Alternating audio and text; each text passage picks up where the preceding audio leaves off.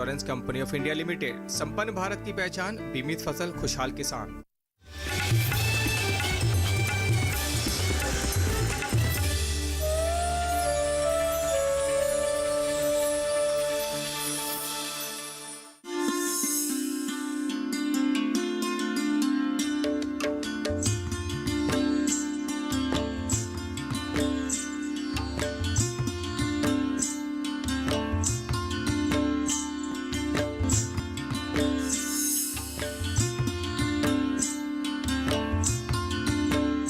नमस्कार, आप देख रहे हैं दूरदर्शन किसान। कार्यक्रम गांव किसान में आप सभी का स्वागत है। मैं हूं मोनालिसा।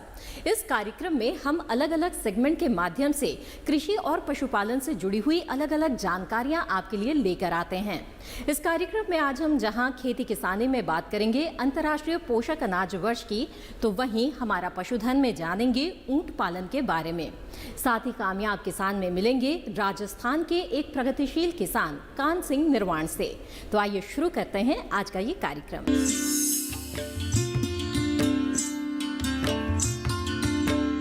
आइए देखते हैं पहला सेगमेंट खेती किसानी।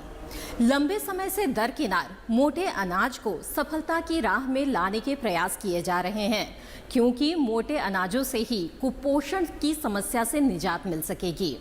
और इसी बात के मद्देनजर साल 2023 को भारत की अगुवाई में दुनिया भर में अंतर्राष्ट्रीय पोषक अनाज वर्ष मनाया जाएगा। क्या होंगे इसके फायदे, ये जानने के लिए नजर डाल लेते हैं इस रिपोर्ट पर।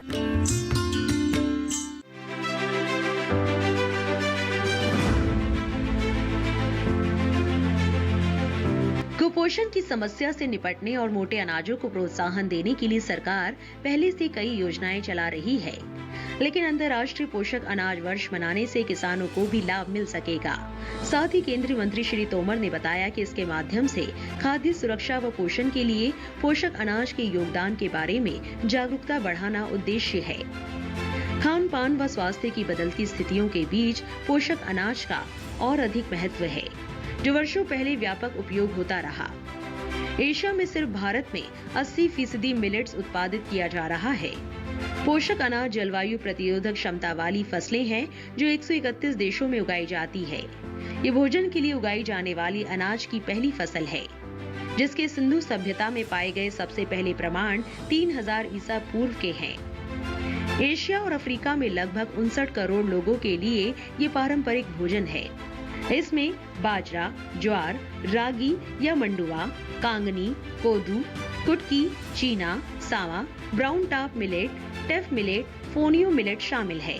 भारत में लगभग 140 लाख हेक्टेयर क्षेत्र में लगभग 225 लाख टन मिलेट्स का उत्पादन होता है। भारत का मिलेट्स उत्पादन एशिया का 80% एवं वैश्विक उत्पादन का 20% है। देश में मुख्य रूप से आंध्र प्रदेश, छत्तीसगढ़, गुजरात, हरियाणा, झारखंड, कर्नाटक, केरल, मध्य प्रदेश, महाराष्ट्र, ओडिशा, पंजाब, राजस्थान, तमिलनाडु, तेलंगाना, उत्तराखंड, उत्तर प्रदेश, पश्चिम बंगाल राज्यों में मिलेट्स की खेती होती है। हालांकि हमारे देश में मिलेट्स के विकास के लिए सरकार कई कदम उठा रही है। इसके पहले 2018 में इसका राष्ट्रीय वर्ष मनाया गया। साथ ही एक विशिष्ट पहचान प्रदान करने के लिए कदन्नों को पोषक अनाज के रूप में अधिसूचित किया गया। राष्ट्रीय खाद्य सुरक्षा मिशन के तहत उप मिशन प्रारंभ किया गया। वहीं कदन्न मूल्य श्रृंखला में राज्य सरकारों व हितधारकों के लिए जागरूकता कार्यक्रम चलाए गए हैं। देश में 18 बीज उत्पादन केंद्र व 22 बीज हब स्थापित किए गए हैं। सरकार द्वारा क्लस्टर व अग्ररेखित प्रदर्शनों के माध्यम से प्रौद्योगिकी का हस्तांतरण, मूल्य संवर्धित उत्पादों को विकसित करने के लिए मिलेट्स के 3 उत्कृष्टता केंद्र स्थापित करने जैसे कदम उठाए गए। मिलेट्स के अनेक FPO भी स्थापित किए गए हैं। साथ ही भारतीय कदन्न अनुसंधान संस्थान ने खेत से थाली तक मिलेट्स पर संपूर्ण मूल्य श्रृंखला भी विकसित की है। सरकार के इन प्रयासों का सकारात्मक असर भी हुआ है, जिससे वर्ष 2017-18 में 164 लाख टन मिलेट्स का उत्पादन हुआ। साल 2020-21 में ये बढ़कर 176 लाख टन हो गया है। वर्ष 2017-18 में उत्पादकता 1163 किलोग्राम प्रति हेक्टेयर थी, जो वर्ष 2020-21 में बढ़कर 1239 किलोग्राम प्रति हेक्टेयर हो गई। वहीं मिलेट्स के निर्यात में भी इजाफा देखा गया। मिलेट्स का निर्यात वर्ष 2017 में 21.98 मिलियन अमेरिकी डॉलर था, जो 2020 में बढ़कर 24.73 मिलियन अमेरिकी डॉलर हो गया है। इसके अलावा नई अधिक उपज देने वाली किस्मों और संकर किस्मों के गुणवत्ता वाले बीज की उपलब्धता में वृद्धि हुई है और वर्ष 2020-21 में 5,780 क्विंटल बीज उत्पादित किए गए। साल 2023 में इस ध्येय के साथ पोषण संबंधी समस्याओं से तो निजात मिलेगी ही, साथ ही इन किसानों को भी फायदा पहुंचेगा जो मोटे अनाज की खेती प्रमुखता से करते हैं। तो अभी आपने जाना अंतर्राष्ट्रीय पोषक अनाज वर्ष के बारे में। इसी के साथ कार्यक्रम गांव किसान में वक्त है एक छोटे से ब्रेक का। ब्रेक के बाद जानेंगे ऊंट पालन के बारे में हमारा पशुधन सेगमेंट में। आप बने रहें दूरदर्शन किसान पर।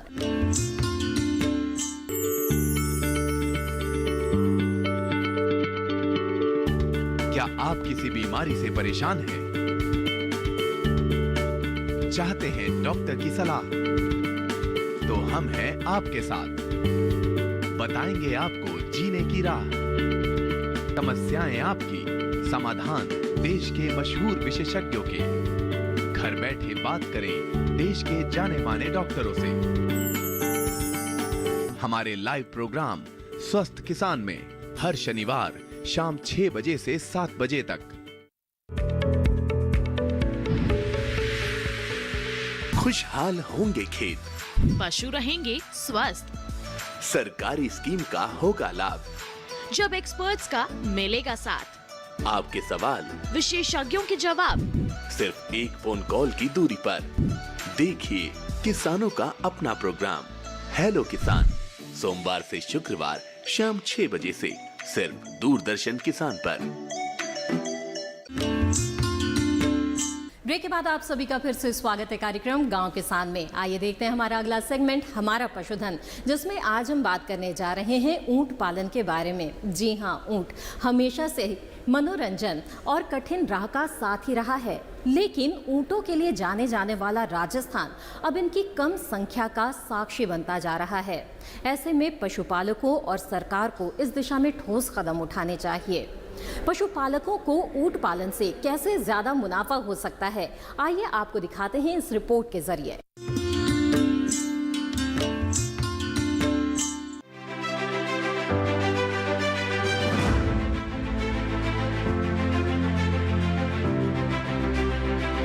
ऊंट एक शानदार पशु है जो भीषण गर्मी और सर्द हवाओं को भी आसानी से सह लेता है।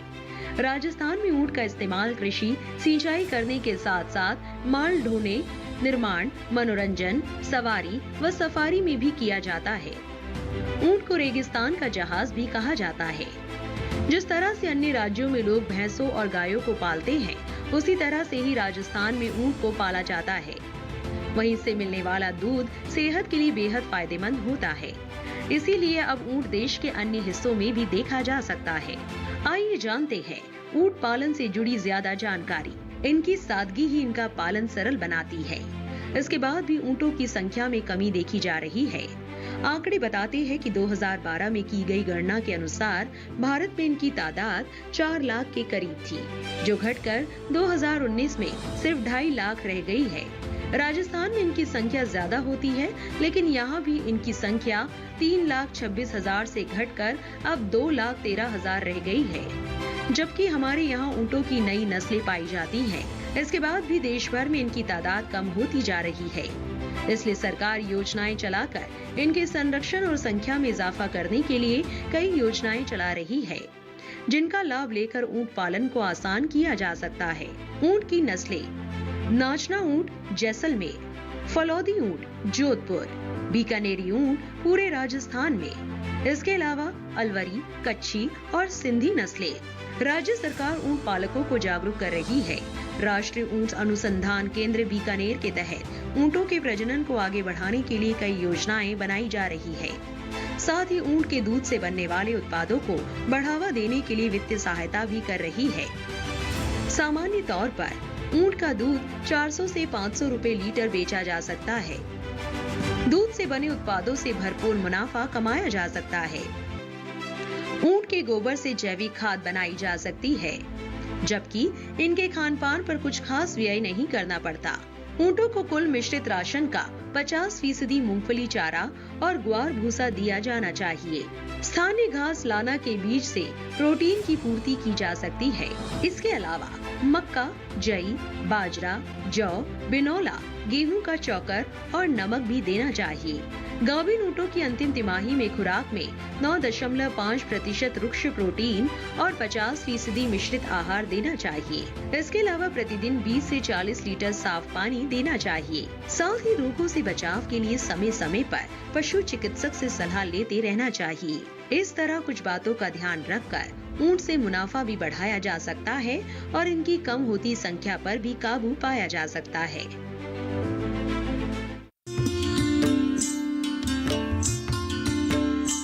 पशुओं से अधिक उत्पादन प्राप्त करने के लिए जरूरी होता है मौसम के अनुसार उचित पशु प्रबंधन। तो आइए देखते हैं क्या कहता है सितंबर माह का पशुपालक कैलेंडर।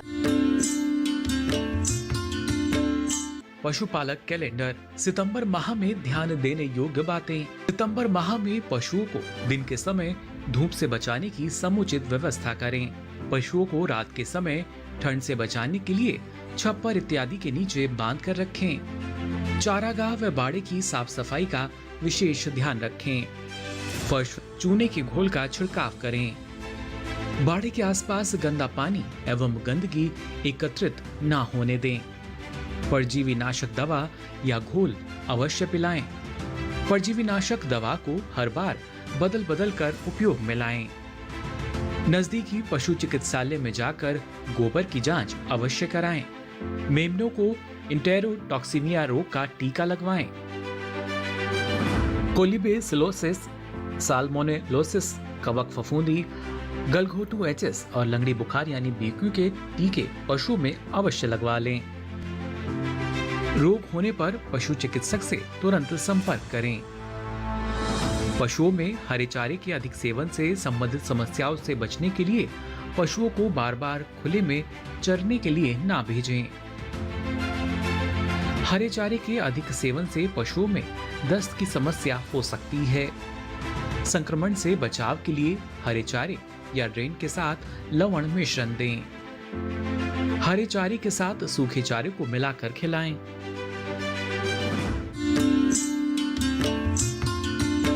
तो ये थी आज की पशुपालन से जुड़ी हुई जानकारियां। कार्यक्रम गांव किसान में इसी के साथ वक्त है एक और छोटे से ब्रेक का। ब्रेक के बाद मिलेंगे एक कामयाब किसान से। आप बने रहें दूरदर्शन किसान पर। जानेंगे क्या है किसानों का हाल। हम पहुंचेंगे आपके गांव। मिलेगा सरकारी योजनाओं का ज्ञान।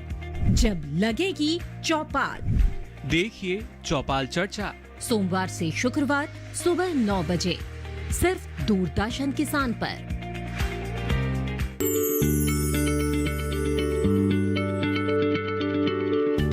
क्या आप किसी बीमारी से परेशान हैं? चाहते हैं डॉक्टर की सलाह? तो हम हैं आपके साथ। बताएंगे आपको जीने की राह। समस्याएं आपकी, समाधान देश के मशहूर विशेषज्ञों के। घर बैठे बात करें देश के जाने माने डॉक्टरों से। हमारे लाइव प्रोग्राम स्वस्थ किसान में हर शनिवार शाम 6 बजे से 7 बजे तक। ब्रेक के बाद आप सभी का फिर से स्वागत है। आप देख रहे हैं कार्यक्रम गांव किसान। कैसा लगेगा आपको अगर आप खेतों के बीचों बीच हरियाली में इको फ्रेंडली हाउस में बैठे हों और आपको जो भोजन दिया जा रहा है वो भी बिल्कुल जैविक हो। अगर आप इसको जीना चाहते हैं तो आपको राजस्थान के सीकर जिले के कटरायल गांव में जाना होगा, जहां एक प्रगतिशील किसान कान सिंह निर्माण ने ये तमाम इंतजामात किए हुए हैं। परंपरागत खेती छोड़ आज कान सिंह जैविक खेती कर लाभ कमा रहे हैं। अलग सोच को रूप देते हुए कान सिंह और उनकी पत्नी जैविक तरीकों से फल, सब्जियां, मसाले और अनाज उगा रहे हैं। उन्होंने अपने खेत को इको टूरिज्म हब के तौर पर विकसित किया है। उनके खेतों में उगने वाली फसल और प्रसंस्करण कर वो ग्राहकों तक जैविक उत्पाद भी बेच रहे हैं। इसके लिए बाकायदा उन्होंने अपने खेतों में प्रसंस्करण इकाई भी लगा रखी है। आज जो तस्वीर है उसके बनने की कहानी बेहद संघर्षपूर्ण रही है। वो बताते हैं कि पहले हालात ऐसे ना थे। उनके पास करीब 8 एकड़ पुश्तैनी जमीन है, लेकिन वो जिस गांव में रहते हैं वहां पर पानी और बुनियादी सुविधाओं का अभाव है। इस वजह से वो अपनी जमीन में खेती नहीं कर पाते थे। यही मजबूरी उन्हें 2004 में गांव से सीकर जिला ले आई। उन्होंने सोचा कि यहीं एक छोटी सी नौकरी करके अपने परिवार का भरण पोषण कर लेंगे, लेकिन कम शिक्षित होने के कारण उन्हें निराशा हाथ लगी और वे वापस अपने गांव आ गए। तब उनकी पत्नी ने कहा कि अगर मेहनत ही करनी है तो अपने खेत में ही करें। इसी विचार को सफल करने के लिए दोनों जी तोड़ मेहनत करने लगे। उनकी पत्नी ने गौ पालन शुरू किया और गाय के गोबर और मूत्र से जैविक खाद बनानी शुरू कर दी, जिसका इस्तेमाल अपने खेतों में करने लगे और इससे खेतों में अच्छी पैदावार होने लगी। इसी दौरान सीकर इलाके में अंतर्राष्ट्रीय संस्था काम कर रही थी, जो विदेशी छात्रों को राजस्थान की कला और संस्कृति का अध्ययन कराने आई थी। उस समय कान सिंह खेतों में ही रह रहे थे, तो उन्हें एक समूह की जिम्मेदारी दे दी गई कि हम उन्हें अपनी जमीन और खेती के बारे में बताएं। वो छात्र करीब 1 से 1.5 सप्ताह रहे, लेकिन हमें उन्हें किसी और की हवेली में ठहराना पड़ा। तभी उन्हें होम स्टे बनाने का ख्याल आया। एक कारीगर की मदद से कान सिंह और उनकी पत्नी ने खुद मेहनत करके इसे बनाया, वो भी खेत और आसपास की चीजों से। उनके होम स्टे की सबसे अच्छी बात ये है कि उनके अतिथियों के खाने की सभी चीजें भी उनके अपने खेत में उपजाई जाती है, वो भी पूरे जैविक तरीके से। ये मेरा फार्म है, यहाँ पे मैं गौ आधारित खेती करती हूँ और इस खेती को करते हुए मुझे 13 या 14 साल हो गए। पहले मुझे भी पता नहीं था कि गौ आधारित खेती कैसे होती है। जब मैंने अपने हाथ से गौ पालन किया और इसके गाय के दूध और गोबर से खेती करना चालू किया, तब मुझे पता चला कि इसके कितने फायदे हैं। उनकी ये जैविक खेती उन्हें मुनाफा भी दे रही है। वो बताते हैं कि जैविक तरीके से उगाया गया गेहूं करीब 55 रुपए किलो के हिसाब से बिकता है। इसके अलावा कान सिंह जैविक खेती के हुनर भी सिखाते हैं। प्रशिक्षण के दौरान वो लोगों के रहने और खाने की व्यवस्था खुद ही करते हैं। इसके एवज में वो किसी भी प्रकार का शुल्क नहीं लेते, बस प्रशिक्षकों को उनके साथ खेतों में श्रम करना होता है। आज इनकी खेती का दायरा 8 एकड़ से बढ़कर 35 एकड़ हो गया है। उनके खेतों में विभिन्न प्रकार के फल भी लगे हैं। वो मौसमी सब्जियों के साथ साथ औषधियों की खेती भी करते हैं। वो कहते हैं कि इनके इस मुकाम तक पहुंचने में उनकी पत्नी ने कंधे से कंधा मिलाकर साथ दिया है। मिट्टी में 26 पोषक तत्व जो पौधे की आवश्यकता होते हैं, उसका भंडार भरा पड़ा है। वो जड़ों के अनुरूप नहीं है और अनुरूप उपलब्ध कराने का काम जो है हमारे सूक्ष्म जीवाणु करते हैं और सूक्ष्म जीवाणु को प्रोटेक्शन देने का काम, मल्टीप्लाई करने का काम देसी गाय का गोबर करता है और वो जाकर के खेत में अपनी सेना छोड़ता है और वहाँ से खुराक पका करके पौधे को उपलब्ध कराते हैं। इतना सा विज्ञान है। ये पूरा विज्ञान में समझाता हूँ। हमारी पूरी विज्ञान समझने के बाद में खेती में वो व्यक्ति कहीं भी मात खाने की जरूरत नहीं है और किसी भी रसायन और किसी भी जैविक विधि से कम उत्पादन नहीं ले सकता। उनसे 21 उत्पादन होगा। हमारे प्राकृतिक गो आधारित खेती से कभी उत्पादन कम नहीं पड़ेगा, हर साल बढ़ेगा, कुछ ना कुछ अच्छा होगा।